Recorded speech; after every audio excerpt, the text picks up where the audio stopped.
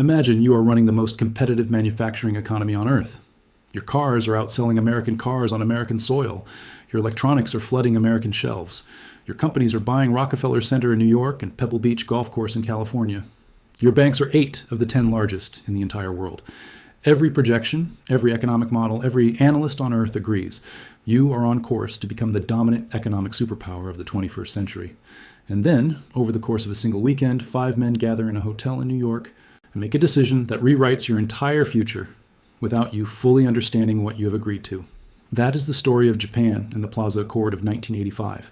And the reason you need to understand every detail of it right now is that the same playbook, the same structural logic, the same pressures, the same tools, is being dusted off and aimed at the next great economic rival of the United States.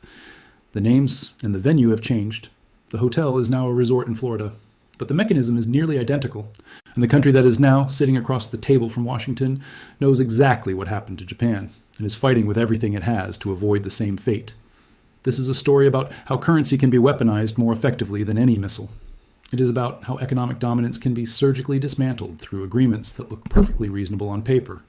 It is about the longest economic slump in modern history, a slump so deep and so persistent that Japan's economy today is approximately the same size as it was in the early 1990s. And it is about whether history, in its most ironic and dangerous form, is in the process of repeating itself. Let's start at the beginning. To understand why September 22nd, 1985 was such a pivotal date, you need to understand what the world looked like in the 5 years leading up to it. The early 1980s in the United States were defined by a paradox. The Federal Reserve, under Chairman Paul Volcker, had launched a brutal campaign against inflation by raising interest rates to levels not seen in modern American history. At their peak in 1981, interest rates in the United States hit over 20%. That is an almost incomprehensible number. To give you a sense of the consequences, mortgage rates were near 18%. Businesses could barely borrow. The economy slid into a severe recession. But here's the cruel irony of Volcker's medicine. By raising rates that high, the United States made dollar-denominated assets extraordinarily attractive to global investors. Capital from around the world flooded into America chasing those yields.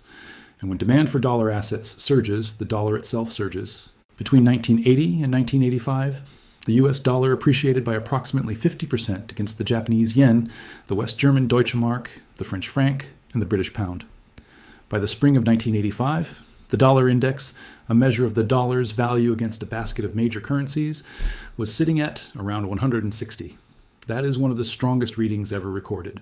A strong dollar sounds good. It sounds like winning. But for American manufacturers, it was a catastrophe. When the dollar is worth 50% more, your exports become 50% more expensive for foreign buyers. At the same time, every foreign product hitting American shores becomes dramatically cheaper. American factories were being gutted, grain exporters were losing sales, heavy manufacturers like Caterpillar were watching their order books dry up.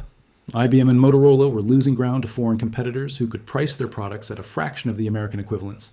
Auto dealers across the Rust Belt were watching Japanese cars, better built, more fuel efficient, and now spectacularly cheap due to the exchange rate. Take a wrecking ball to Detroit. And all of this was happening while Reagan's first-term fiscal expansion was blowing out the budget deficit. The United States was simultaneously running a massive trade deficit and a massive fiscal deficit. By 1985, the trade deficit had reached $122 billion, a record at the time that sent shockwaves through Washington.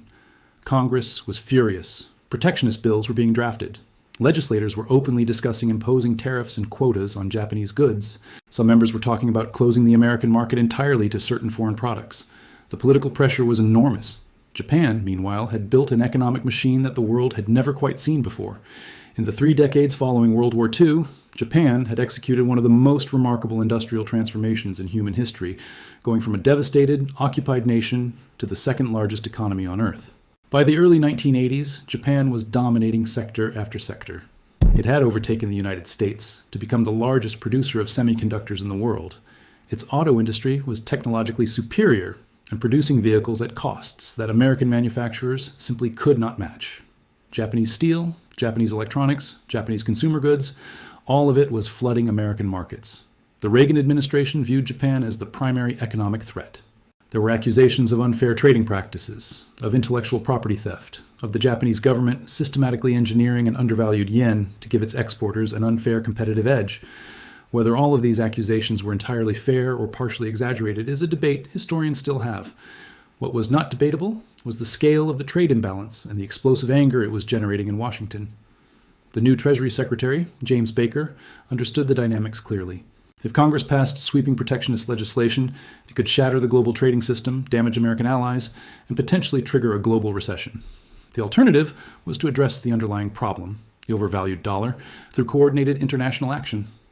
Baker began quietly working the phones. What happened next was one of the most secretive episodes in post-war financial history. Through the spring and summer of 1985, Treasury officials and their counterparts from Japan, West Germany, France, and the United Kingdom held a series of confidential preparatory meetings. The G5 deputies, finance ministry officials one level below the actual ministers, gathered secretly in July and August to hammer out the details. The preparations were described by participants as extraordinarily tight. Almost nothing leaked. The public had no idea what was being planned. On September 22, 1985, the finance ministers and central bank governors of those 5 countries arrived at the Plaza Hotel on Fifth Avenue in New York City. The Plaza was, and remains, one of the most iconic grand hotels in the world, all gilded ceilings and marble floors, a monument to an era of extravagant American wealth. The meeting was not publicly announced in advance. The men arrived discreetly, and in the course of a single afternoon, they drafted and signed a communiqué that would reshape the global economy for decades. The statement itself was written in the careful, almost comically understated language that diplomats and finance ministers prefer. It declared that exchange rates should better reflect underlying economic fundamentals, and that the signatory nations agreed that some further orderly appreciation of the non-dollar currencies was desirable. They committed to intervening in currency markets to achieve this, and they agreed to broader macroeconomic policy coordination. What that language translated to in practice was this: the United States wanted the dollar to come down, and the other 4 countries agreed to help make it happen. They would coordinate selling dollars in currency markets. Japan in particular would allow the yen to appreciate significantly. In exchange, the United States would work to reduce its fiscal deficit, and Japan and Germany would stimulate their domestic economies. The original intention, as revealed by subsequent accounts, was a dollar depreciation of somewhere between 10 and 15%. A controlled, managed adjustment, nothing too dramatic. Just enough to take the edge off the competitive imbalance and relieve the congressional pressure for protectionism. What actually happened was something far beyond anyone's stated intentions. The day the Plaza Accord was announced, currency markets reacted with startling violence. The dollar fell 4% against the yen and the Deutsche Mark in a single session. That is a seismic move for a major currency. Traders who had been positioned for a strong dollar found themselves on the wrong side of a suddenly coordinated global intervention, and the selling did not stop. Over the next 2.5 years, the yen nearly doubled in value against the dollar. When the agreement was signed in September 1985, $1 bought approximately 240 yen. By the time the dust settled in 1987, $1 bought approximately 120 yen. A Japanese exporter who had been earning 240 yen for every dollar of exports was now earning only 120. Overnight, over 24 months of escalating currency appreciation, the price competitiveness that had underpinned Japan's export miracle was cut in half. Think about what that means in concrete terms. A Japanese car that cost the American consumer a certain number of dollars in 1984 now cost dramatically more. Japanese electronics became suddenly expensive on American shelves. Japanese steel, Japanese machinery, Japanese semiconductors. Everything Japan sold to the world priced itself out of the market with breathtaking speed. Exports from Japan to the United States did not increase as much as Japan's exports to the rest of the world, precisely because the appreciation hit so hard and so fast. The Japanese economy entered what was called endaka, literally high yen in Japanese, a period of acute recessionary pressure caused by the currency's surge. Industrial output fell. Export-dependent manufacturers scrambled to cut costs, move production, or simply accept losses. The unemployment rate, always a politically sensitive number in Japan, began to rise. Consumer confidence dropped. The export miracle that had powered 3 decades of extraordinary growth was suddenly looking fragile. And this is where the story takes its most consequential turn. Because the Bank of Japan, watching its export economy contract and facing political pressure to prevent a recession, did what central banks instinctively do in downturns. They cut interest rates, aggressively, dramatically. Between 1986 and 1987, the Bank of Japan slashed its benchmark interest rate from 5% down to an unprecedented low of 2.5%. The intention was to offset the deflationary impact of the yen's appreciation by stimulating domestic demand. If exports were going to be less competitive, then Japan would need Japanese consumers and businesses to pick up the slack. Low interest rates would make borrowing cheap, encourage spending, and cushion the blow of endaka. What nobody fully anticipated was what cheap money would do to asset markets in a country already primed for speculation. Japan in the late 1980s was not just an export economy, it was a society with extraordinarily high savings rates, a banking sector flush with deposits, and a corporate culture in which banks were deeply entangled with the industrial companies they financed. When the Bank of Japan cut rates and kept them low, all of that capital had to go somewhere. It poured into the two most obvious asset classes available, stocks and real estate. What followed was one of the most extraordinary financial bubbles in all of human history. And the word extraordinary is not an exaggeration. The numbers defy comprehension. The Nikkei 225 stock index, which stood at around 13,000 when the Plaza Accord was signed, climbed to a peak of 38,916 on December 29, 1989. That is nearly a tripling of the stock market in 4 years. At its peak, the Tokyo Stock Exchange alone accounted for more than 1/3 of the entire global stock market capitalization. Japanese stocks in certain sectors were trading at valuations that bore no relationship to any recognizable measure of corporate value. Textile companies were trading at over 100 times earnings. Marine transportation companies were at 176 times earnings. Fishery and forestry firms were trading at 319 times earnings. These are numbers that belong on a list of warning signs, not on the pages of respected financial analyses, yet they were reported with admiration at the time. The real estate market was even more surreal. Japanese banks, which had lost many of their traditional corporate clients to capital markets, began lending aggressively to property developers and speculators. Land was used as collateral, and as land prices rose, the collateral became more valuable, enabling even more borrowing, which drove prices higher still. The feedback loop was self-reinforcing and seemingly unstoppable. By 1989, the total value of Japanese real estate had reached roughly 2,000 trillion yen, a number so large it is difficult to process. Put it this way. At the height of the bubble, the land value of Japan was estimated to be approximately 4 times the total land value of the entire United States. The grounds of the Imperial Palace in Tokyo, a mere 1.15 square kilometers, were said to be worth more than the entire real estate value of the state of California. The 240 square miles of Tokyo, by some estimates, were worth more than all the land in the United States combined. These were not fringe calculations. They were reported in mainstream financial publications. Corporate Japan had developed a practice called Zeitek, financial engineering, in which companies borrowed cheaply and invested in assets that were rising rapidly, booking those speculative gains as part of their operating income. At the peak, an estimated 40 to 50% of corporate earnings across the Japanese economy were tied to Zeitek-related financial speculation, rather than actual productive business activity.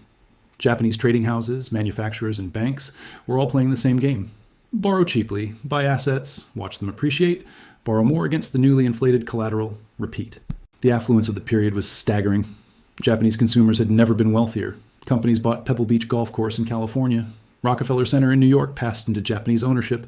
Japanese collectors were paying record prices at Western auction houses. In 1987, a Japanese insurer purchased Van Gogh's Sunflowers for nearly $40 million. Collector Ryoi Saito spent $82.5 million on Van Gogh's portrait of Dr. Gachet, reportedly admitting he exceeded his planned price by $30 million simply because he wanted the work. At home, 8 of the 10 largest banks in the world were Japanese. Japan's GDP was the second largest on Earth, and many serious analysts believed it was on course to surpass the United States. Books with titles like The Japan That Can Say No became bestsellers. There was a genuine, widespread belief in Japan and around the world that this was the beginning of a Japanese century. It was not.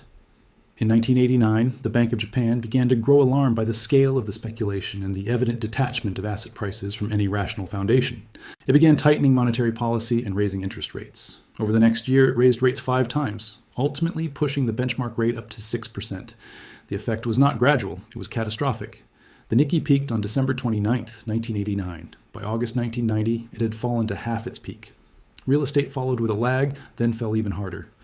Between 1991 and 2001, land values across Japan declined by approximately 70% from their peak.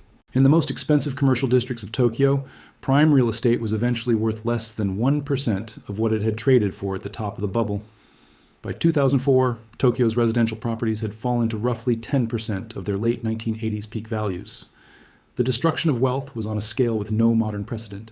The banking system was left in ruins. Japanese banks had lent vast sums against collateral, land, stocks, commercial property, whose value had now collapsed. What had been solid assets on bank balance sheets became what economists call non-performing loans, essentially worthless. But Japan's banking culture, deeply shaped by the relationship-based keiretsu system in which banks were intertwined with the companies they financed, did not write those losses down quickly. Instead, banks maintained the fiction that the loans might be repaid, carrying them on the books at face value. These zombie banks lent money to zombie companies, businesses that were functionally insolvent but kept alive by continued bank support to avoid triggering a recognition of losses. This extended denial had a profound cost. Capital that should have been written off and redeployed instead sat frozen in bad loans. Banks could not lend normally. Businesses could not invest with confidence. Consumers, watching their property values and pension savings collapse, stopped spending. The textbook response to a recession, cut rates, increase government spending, stimulate demand, was tried repeatedly and largely failed. Interest rates were cut to near zero in the mid-1990s and eventually went negative. Massive fiscal stimulus packages were announced. Infrastructure was built. None of it seemed to work. From 1991 to 2003, Japan's GDP grew at an average of only 1.14% annually. For comparison, the United States grew at roughly 3 times that rate during the same period. In 1989, of the world's 50 most valuable companies by market capitalization, 32 were Japanese. By 2018, only one, Toyota, remained in the top 50. The country that had seemed poised to dominate the 21st century had spent a decade standing still, then spent 2 more decades standing still again. The period, originally called the Lost Decade, quietly became the Lost 2 decades, then the Lost 3 decades. Japan's nominal GDP in 2017 was only 2.6% higher than it had been in 1997, 20 years of effective stagnation. Between 1995 and 2025, the country's nominal GDP actually fell from $5.55 trillion to approximately $4.27 trillion. Real wages declined around 11% over that same stretch. An entire generation of Japanese workers came of age in an economy defined by deflation, precarity, and low expectations. The confident, expansive Japan of the 1980s became a cautionary tale, studied in economics classrooms around the world. And through all of this, the question has never quite gone away: how much of it traces back to that afternoon in the Plaza Hotel? The honest answer is complicated, and it is worth being precise rather than dramatic. Economists debate the causal chain with genuine disagreement. Jeffrey Frankel of Harvard, one of the foremost experts on the Plaza Accord, has pointed out that the timing creates problems for a simple cause and effect narrative. The yen appreciated most sharply in 1985 and 1986, but the bubble years were 1987 to 1989, a period when the yen had actually stabilized. The final crash did not come until 1990. So the Plaza Accord was not a single event that directly blew up Japan's economy 6 years later. What it was, more precisely, was the triggering mechanism for a chain of policy responses that ultimately proved catastrophic. The yen appreciation squeezed exports and threatened recession. The Bank of Japan cut rates to compensate. Those low rates inflated an asset bubble. Japan's domestic policy mistakes, keeping rates low for too long, failing to regulate speculative lending, and then tightening too aggressively, were the proximate causes of the collapse. The Plaza Accord was the first domino. There is also the question of what Japan's options actually were. Some historians argue that Japan effectively had no real choice. The United States was threatening draconian protectionist legislation that would have closed American markets to Japanese goods. Japan's entire economic model depended on access to the U.S. market. Faced with the choice between signing the Plaza Accord and potentially having the American market slammed shut, Japanese finance ministry officials calculated that the accord was the lesser of 2 evils. They agreed to currency appreciation, hoping to preserve the trading relationship, not realizing that the appreciation would go so much further than anyone had planned. The original intention was 10 to 15%. What happened was 50% and counting. Once markets understood that the G5 were committed to dollar depreciation, they piled on, driving the yen far beyond what any of the signatories had projected. There was also a fundamental loss of control in the mechanism. Coordinated jawboning and some currency market intervention is a powerful signal, but it does not come with a precise dial that tells you when to stop. The yen kept going long after the intended destination had been passed, and that, perhaps, is the most important lesson from the Plaza Accord. Not that currency coordination is inherently malicious, or that the United States deliberately set out to destroy Japan's economy. The more sober reading is that coordinated currency interventions of this scale carry massive secondary consequences that nobody can fully foresee or control. You can start the avalanche. You cannot decide where it stops. Now, it is 2025. The United States is once again running trade deficits on an extraordinary scale. In 2024, the U.S. trade deficit in goods and services reached approximately $1.2 trillion, 10 times the level that caused so much alarm in 1985. The U.S. fiscal deficit in 2024 was approximately $1.8 trillion, compared to $210 billion in 1985. The dollar, by several measures, is close to its most overvalued level since the period right before the Plaza Accord itself. The parallels are striking enough that serious economists and policymakers have been drawing them explicitly. And in Washington, a man named Stephen Moran has been doing the drawing most explicitly of all. Moran, who was appointed chair of the Council of Economic Advisers under President Trump's second administration, published an essay in the fall of 2024, before taking the role, titled A User's Guide to Restructuring the Global Trading System. In it, he laid out a comprehensive analysis of America's trade deficit, argued that the structural overvaluation of the dollar is its primary cause, and proposed a set of mechanisms to bring the dollar down to a level he considers fair.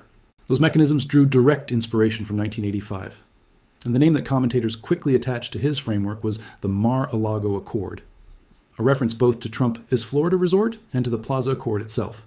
The symmetry is almost too neat. Donald Trump bought the Plaza Hotel in 1988. 3 years after the accord that bore its name helped destabilize the Japanese economy. He acquired Mar-a-Lago in 1985, the very year that agreement was signed. Now, in his second administration, the people around him are proposing to use Mar-a-Lago as the symbolic venue for a new version of the same basic operation. The core logic of Moran's framework starts from the Triffin dilemma, a concept developed by Belgian economist Robert Triffin in the 1960s. Triffin's insight was that the country whose currency serves as the global reserve currency faces an inherent contradiction. To supply the world with enough dollars for international trade and financial transactions, the United States must run persistent current account deficits. Essentially, it must send more dollars out into the world than come back in the form of exports. This supplies global liquidity, but it also means America structurally over-imports and under-exports.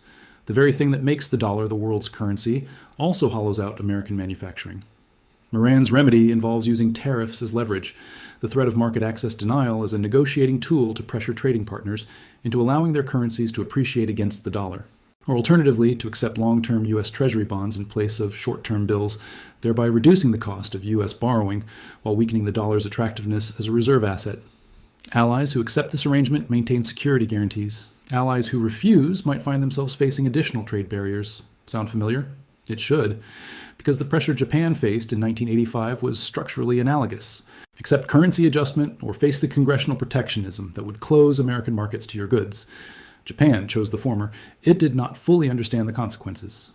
Treasury Secretary Scott Bessent has also signaled openness to the concept of a broader currency and trade reordering, describing it as a potential Bretton Woods-style realignment.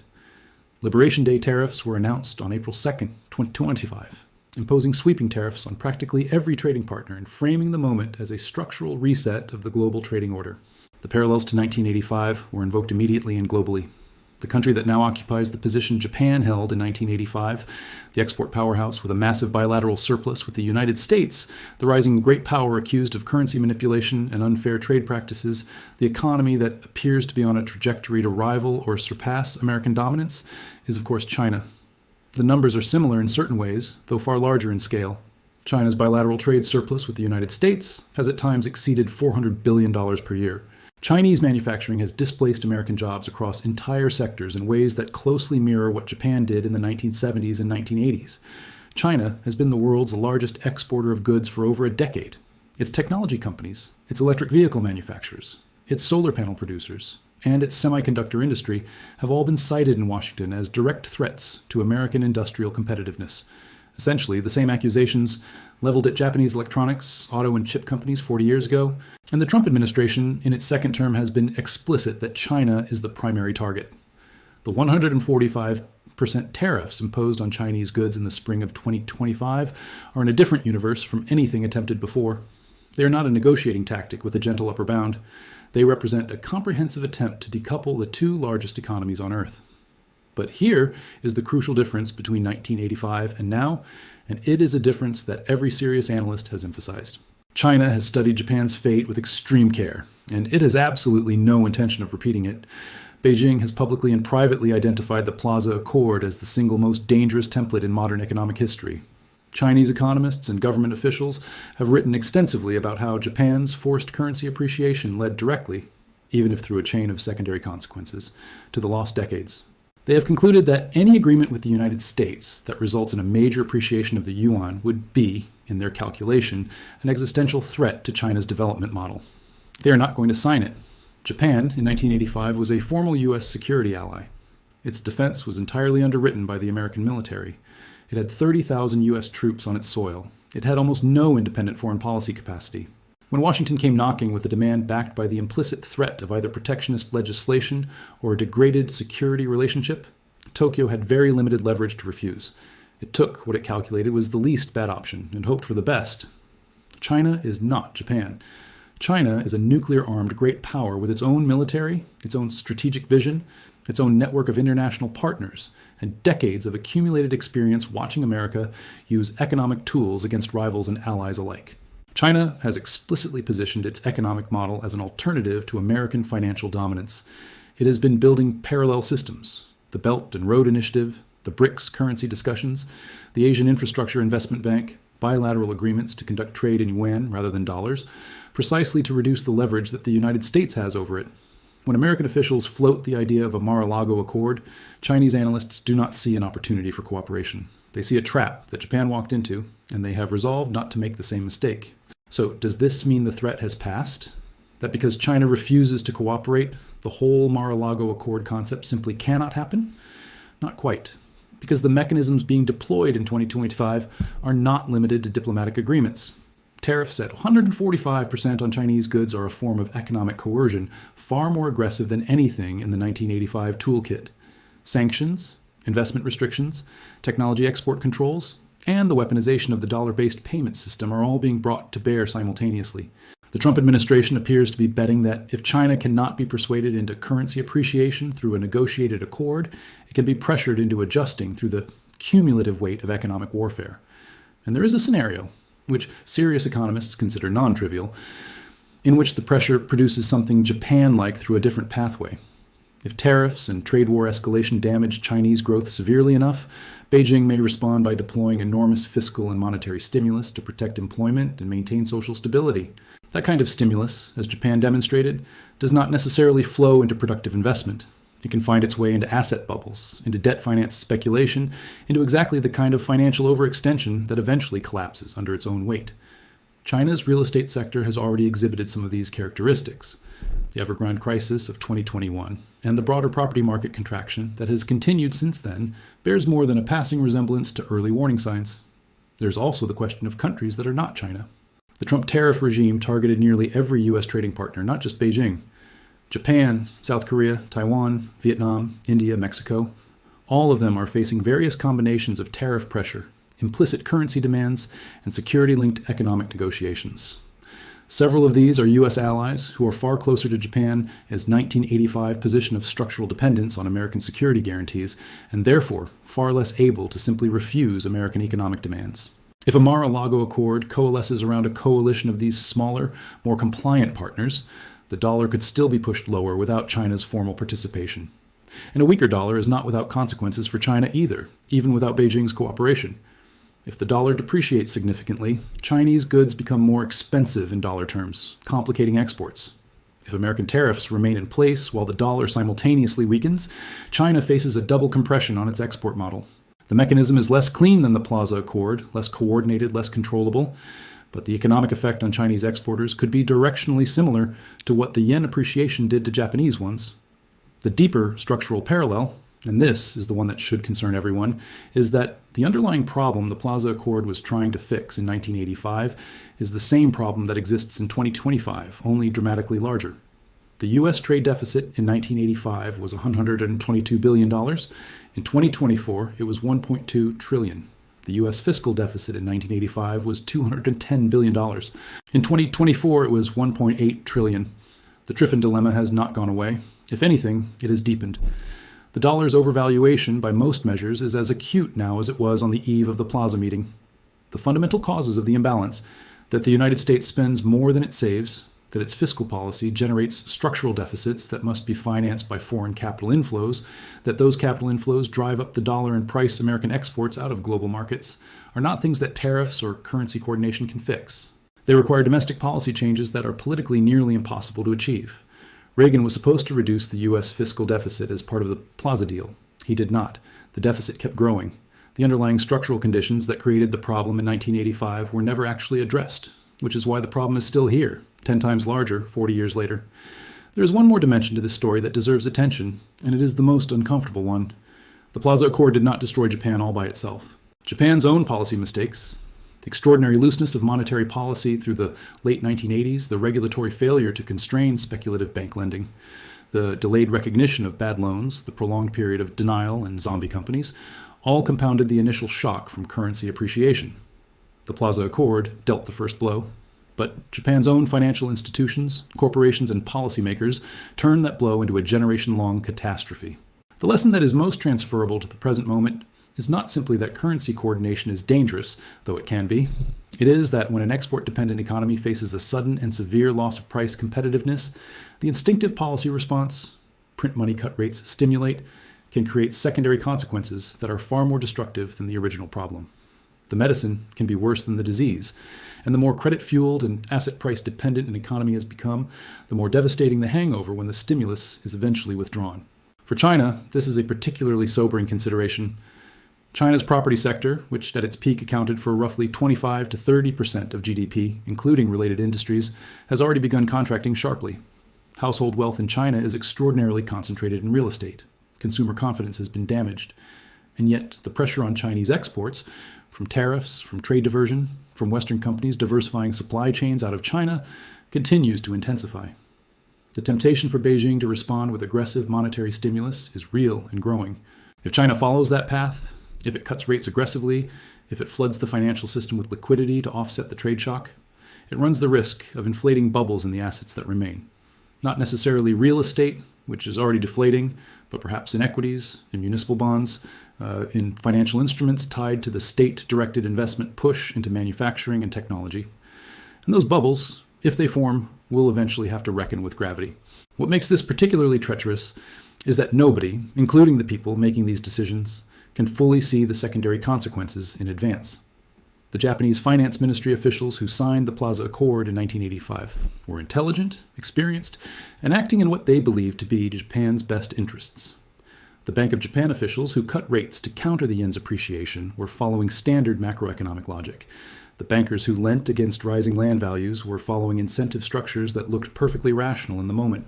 The bubble assembled itself from millions of individually reasonable-looking decisions, none of which seemed catastrophic in isolation. That is the nature of systemic financial crises. They do not arrive announced. They arrive through the slow accumulation of what looks, from close up, like rational behavior. So where does this leave us? The Mar-a-Lago Accord, as of early 2026, has not materialized as a formal multilateral agreement. China has not signed anything. The geopolitical conditions that made the Plaza Accord possible, U.S. allies bound by security dependence, a smaller and more manageable global currency market, a world in which 5 countries could coordinate the fate of global finance over a hotel luncheon, no longer exist. The 2025 foreign exchange market is orders of magnitude larger than it was in 1985. Private capital flows dwarf the reserves of any individual central bank. The ability of 5 or even 15 countries to coordinate a controlled currency depreciation is far more limited than it was. But the forces that made the Plaza Accord necessary in 1985 have not gone away. They have grown, and the Trump administration's instinct that the dollar is overvalued, that American industry has been hollowed out by the structural conditions of reserve currency status, that trading partners with large surpluses need to absorb more of the adjustment, is not obviously wrong as a diagnosis. It is the prescription that economists dispute, not the diagnosis. What is being played out in 2025 is something that looks less like a single clean Plaza Accord and more like a diffuse, chaotic, multi-front version of the same underlying impulse. Tariffs as leverage for currency adjustment, security guarantees as bargaining chips, technology controls as industrial policy, investment restrictions as competitive moats. The tools are different. The objective, to reduce the dollar's dominance as a reserve currency to a level that makes American exports competitive again, is recognizably the same. Whether it works, and whether the countries caught in the crossfire of this adjustment experience something analogous to what Japan experienced after 1985, is something that will only be clear in retrospect. But the people in Tokyo remember.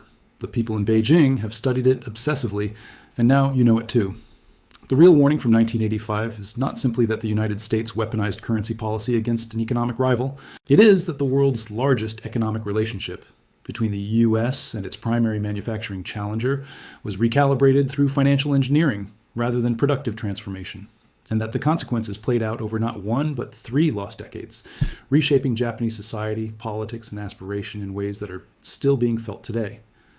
The question hanging over the current moment is whether we are watching a replay, a variation, or something new entirely. The pattern is familiar, the scale is larger, the opponents are more sophisticated, and the stakes, in a world where a trade war between the 2 largest economies can reverberate across supply chains, financial markets, and geopolitical alignments on every continent, are higher than they have ever been.